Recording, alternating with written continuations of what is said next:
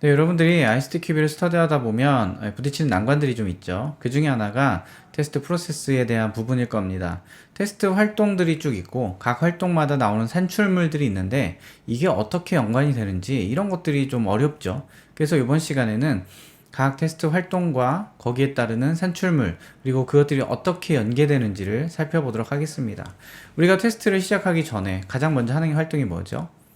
테스트 계획을 세우죠.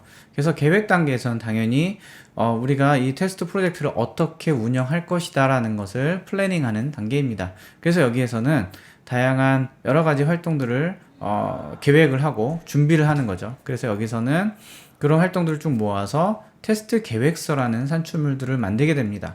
테스트 계획서에 대한 부분들은 별도로 또 다루고 있기 때문에 거기서 참고하시면 될 것 같고요. 본격적으로 테스트를 분석, 설계, 구현 요 단계들이 좀 많이 헷갈리죠. 자, 테스트가 계획이 되면 그 다음에 무엇을 하죠? 분석을 합니다. 테스트 분석 단계에서는 뭘 하느냐?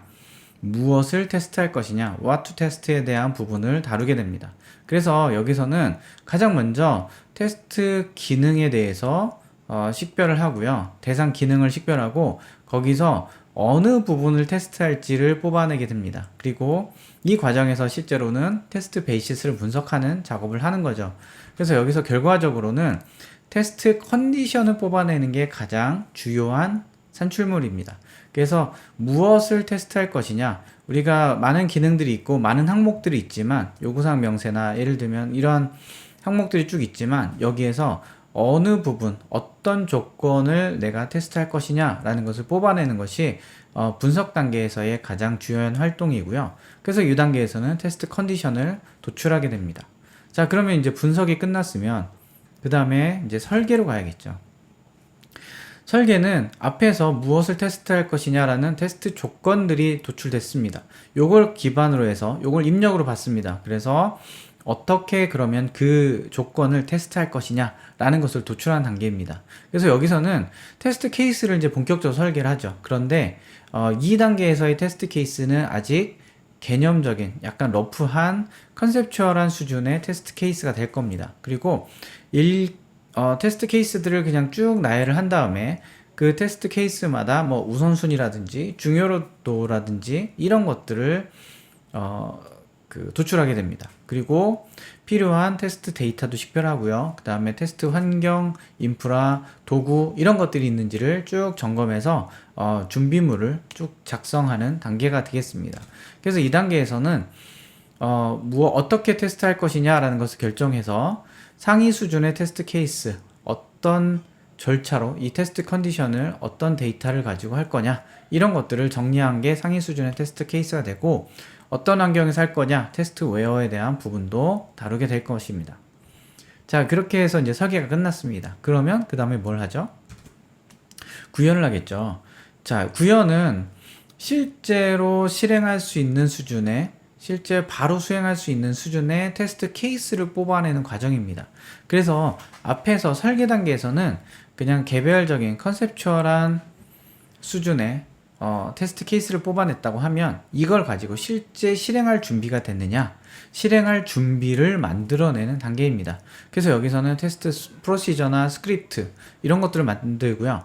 그 다음에 만든 거를 실제로 수행하기 위해서는 뭐 수행 절차라든지 수행 일정이라든지 세부적인 계획들을 여기서 세우고요.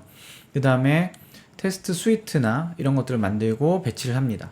그리고 뭐 그 외에 이제 필요한 테스트 환경들, 인프라들, 테스트 데이터 이런 것들을 실제로 만들어내거나 구축하거나 이제 준비하는 작업을 하는 거죠. 그래서 설계 단계에서 뽑아냈던 항목들을 실제로 구현해내는 그런 단계가 이 단계에서 하는 것입니다. 그래서 이제 테스트 구현 단계에서는 테스트 프로시저나 스크립트를 만듭니다. 그래서 매뉴얼하게 진행하는 프로시저, 그 다음에 자동화 도구에서 실행하는 그런 스크립트 이런 것들을 쭉 구축을 하고요. 얘를 어떤 일정으로 배치할지를 계획을 세우고요. 그 다음에 거기에 필요한 테스트 환경, 테스트 데이터 이런 인프라들을 쭉 만들어냅니다. 그러면 이 단계가 끝나면 어떻게 될까요? 실행을 하겠죠.